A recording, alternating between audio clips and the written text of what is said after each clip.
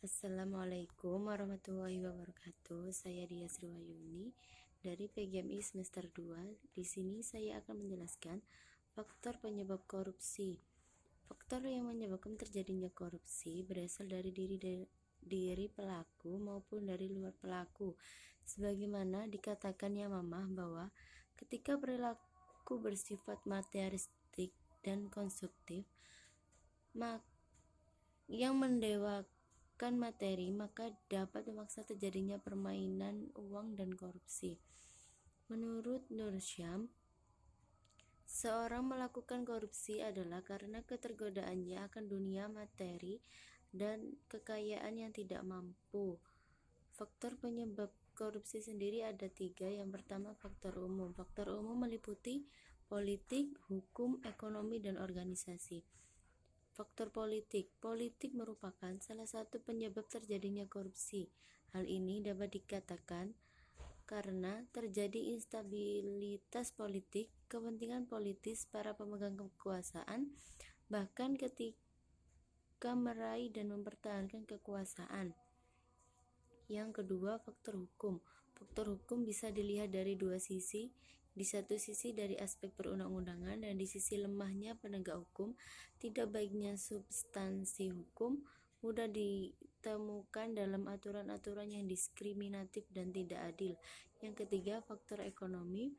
Faktor ekonomi juga merupakan salah satu penyebab terjadinya korupsi. Hal itu dapat dijelaskan dari pendapat atau gaji yang kurang mencukupi kebutuhan.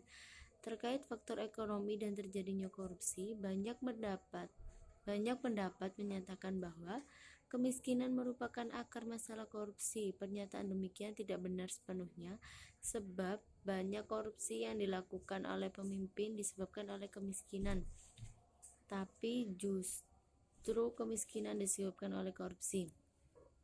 Faktor yang keempat yaitu faktor organisasi. Organisasi dalam arti yang luas termasuk sistem pengorganisasian lingkungan masyarakat. Organisasi yang menjadi korban korupsi atau di mana korupsi terjadi biasanya memberi andil terjadinya korupsi karena membuka peluang atau kesempatan untuk terjadi korupsi. Yang kedua, faktor penyebab korupsi yaitu faktor internal. Faktor internal memiliki dua aspek, yaitu yang pertama aspek perilaku individu meliputi sifat tamak atau rakus manusia. Korupsi bukan kejahatan kecil-kecilan karena mereka membutuhkan makan. Korupsi adalah kejahatan orang profesional yang rakus, sudah berkecukupan tapi serakah mempunyai hasrat besar untuk memperkaya diri. Yang kedua, moral yang kurang kuat. Seorang yang moralnya tidak kuat cenderung mudah tergoda untuk melakukan korupsi. Godaan itu bisa berasal dari atasan, teman setingkat, bawahannya, atau pihak lain yang memberi kesempatan untuk itu. Yang ketiga, gaya hidup yang konsumtif. Aspek yang kedua yaitu aspek sosial. Perilaku korupsi dapat terjadi karena dorongan keluarga. Faktor penyebab korupsi yang ketiga yaitu faktor eksternal meliputi aspek ekonomi, aspek politisi, dan aspek organisasi. Ketidaksadaran masyarakat yang tidak memperhatikan secara kritis tindakan korupsi. Yang pertama, masyarakat menghargai seseorang karena kekayaan yang dimilikinya. Yang kedua, masyarakat kurang menyadari bila dirinya terlibat korupsi. Yang ketiga, masyarakat kurang menyadari bahwa korupsi akan bisa dicegah dan diberantas bila masyarakat ikut aktif dalam agenda pencegahan dan pemberantasan.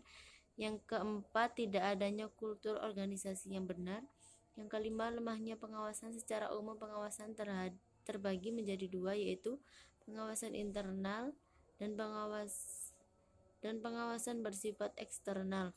Pengawasan ini kurang bisa efektif karena beberapa faktor, diantaranya adalah tumpang tindih pengawasan pada berbagai instansi, kurangnya profesional pengawas, serta kurangnya kepatuhan pada etika hukum maupun pemerintah oleh pengawas sendiri.